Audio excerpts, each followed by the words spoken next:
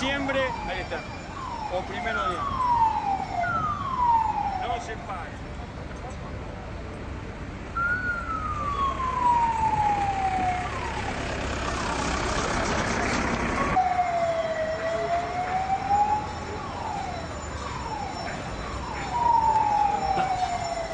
Cuando yo trabajaba allá, no existía la carrera de analista de sistema, no existía nada de computación. Empecé a coleccionar todo lo que tenía que ver con lo que iba a ser la privatización de Somisa. Por dos motivos, porque me gusta investigar y porque era el lugar de mi trabajo. Mi nombre es Santiago Cherbo, mi actividad es la museología, me dedico a las investigaciones históricas, pero mi vida, 30 años, trabajé en la Sociedad Mixta Siderúrgica Argentina, en la planta General Sabio. Para nosotros los nicoleños, soy nacido en San Nicolás, decimos que es nuestra, pero está en el partido de Ramallo, en la provincia de Buenos Aires. En el 63 me incorporé, en el 93 me fui, pero allá por el 66 comenzaron a llegar las primeras computadoras a la empresa. Me tocó el honor de desempeñarme en esos equipos cuando la carrera de analista de sistema, ingeniero de sistema, no se tenía el más mínimo conocimiento.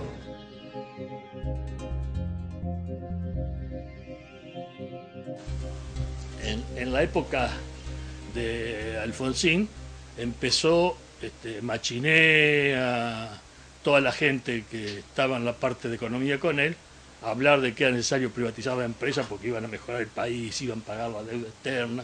Alfonsín empieza a hacer la privatización, no pudo lograrlo. Después en el 91 vino Menem y ahí sí empezó el terror. Es mi costumbre escribir. Entonces yo en el año 86 empecé a hacer cartas de lector, hablando de ese tema, del tema de la privatización, que me parecía mal. Repito, me parecía mal de entrada, porque a raíz de mi trabajo en esa empresa y en el lugar donde yo estaba, manejaba todo el sistema de ventas, facturación, producción, despacho. Con las computadoras teníamos acceso a infinidad de datos. Y cuando empecé a ver con posterioridad qué es lo que estaba ocurriendo, dije, vamos al bombo, hablando mal y pronto. Terminó Alfonsín, cayó, no pudo cumplir con su cometido de privatizar, porque le hacían huelga, no sé si 13 o 14 en poco tiempo, y cuando llegó Menem, distinta política, totalmente diferente al presidente anterior, hizo exactamente la misma medida. El precio Somisa en la época de Alfonsín era, el capital que tenía era de 5.000 millones de dólares. Entonces en aquel momento le empezaron a decir, no, eso es una barbaridad. Tal y así que Machinea dijo en su momento que si la vendían por 5.000 millones de dólares decían que era una barbaridad, que el precio correcto era de 2.500 millones de dólares de los activos de la empresa. Se terminó vendiendo en 120 millones de dólares al contado, que era más lo que había de material estoqueado que lo que pagó uno de los Roca. El periodo trágico de Somisa es Menem, Cavallo, y después empezó Franco, que dicho sea de paso era pariente de Coan, que lo último que dijo mientras fue director de la empresa era que una empresa que funcionaba.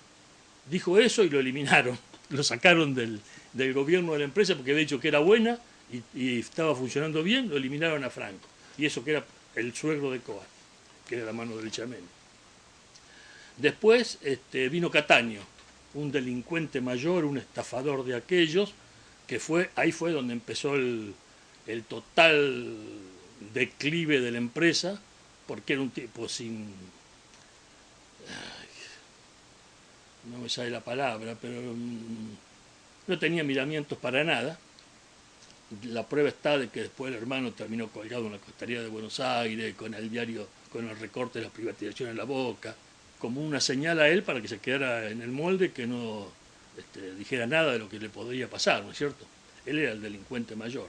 Y dicho sea de paso, después fue el que hizo la famosa estafa IBM Banco Nación, Claro. la hizo él. Bueno, yo trabajaba, como le dije, en Somisa en lo que era IBM, todo lo que era computación. Y estando Cataño, trajeron tantas computadoras a la empresa que no había lugar donde ponerlas. En el edificio donde me tocaba trabajar a mí, hasta en los baños había computadora, porque no entraban, no tenían dónde ponerla en un edificio, y la empresa Somisa era muy grande. Entonces, como él era el que hizo la compra a IBM, ya estaba preparando lo que iba a hacer después con el Banco Nación, llenaron, pero por computadoras por todos lados había. Bueno, y también lo digo ahí en el libro, que en algún momento apareció una especie de memorándum que decía cómo hacer la privatización. Un manuscrito que para mí llegó en forma anónima, un día lo encontré arriba de mi escritorio, no tiene firma, no tiene nada, pero más o menos decía cómo se tenía que hacer la privatización. Y decía que había que hacerla sí o sí, así en pocas palabras se lo digo, ya han pasado de esto muchos años, pero todavía me acuerdo. De todas maneras, repito, todo lo que les digo está en el libro, así que no hay problema. Que había que hacerlo y si había alguien que se beneficiaba era mejor. Así. Así. Ah, sí, directamente. Sí, sí, así. Esas eran las instrucciones. Repito, a mí me llegaron en forma anónima, pero decía, todo lo que decía ese papel anónimo que recibí es lo que se estaba haciendo. O sea, se cumplía la realidad, los hechos, con ese anónimo que me llegó algún día. Y si alguien se beneficia, mejor, así como diciendo, hay que hacerlo sí o sí para que salga. Bueno, Cataño llegó a hacer tantas barbaridades, muchas cosas yo las veía por la computadora. Por ejemplo, mi función era de programador. Entonces hacía programas para facturarle a los clientes, y en esa facturación de los clientes había un sistema de bonificaciones y descuentos que se hacían de acuerdo a determinadas calidades. Hasta si llovía, por ejemplo, y se mojaba un determinado producto, había un determinado descuento. Pero todo organizado, determinado. Si se vendía un producto que el día anterior había llovido, el precio era distinto. Es decir, eran esas variaciones que, repito, estaban determinadas, calculadas y sistematizadas como para que cuando se hiciera la factura saliera perfecto. La bonificación igual, si llevaba 100 kilos era un descuento, si llevaba 200 kilos, le digo 200, pero Sí, son toneladas, ¿no es cierto? De acuerdo a la cantidad que llevaba el cliente se le hacía un descuento. Perfecto, y eso hacía una perfección, la empresa nunca dio pérdida, siempre pagó todos los impuestos, siempre cumplía con todo lo que tenía que cumplir, tenía 12.000 personas empleadas, era un mundo. Acá en San Nicolás usted no encontraba a nadie que no tuviera un miembro de la familia dentro de la planta, ¿no? Y así todo no daba pérdida, un barrio hermoso, servicios sociales, colaboraba con todas las escuelas, en fin, hacía obra social y cumplía cosas raras para una empresa del Estado, con todos los requisitos o, digamos, la colaboración hacia la sociedad. Y repito, sin deuda. Cuando llegó Cataño, un día recibimos una orden que había que hacer una pantalla para que un director, no un empleado, un director, pudiera hacer bonificaciones especiales a los clientes. Ah, bueno. Entonces, teníamos un programa que era toda automática la bonificación. Repito, por las condiciones, por lo que fuese, ya había cláusulas especiales. Ese día me dijeron, usted haga una pantalla por la cual un director puede entrar a la computadora y a un determinado cliente y a una determinada factura hacerle un descuento. Nadie se enteraba. Entonces, por supuesto que era mi trabajo, tuve que hacerlo. Después yo veía lo que era. Porque, digamos, si bien había hecho el programa, la pantalla se fue, yo lo podía seguir tranquilamente, ¿no es cierto? Entonces, cuando empecé a ver, si un cliente, llámese a Cinda, que lo tenemos cerquita acá, que aparte de los dueños, eran dueños también de Siderales, de Somisa y demás, ¿no? ¿Tenía algo que ver Martínez de Oz? No. Martínez de Oz, exactamente, en la Cinda.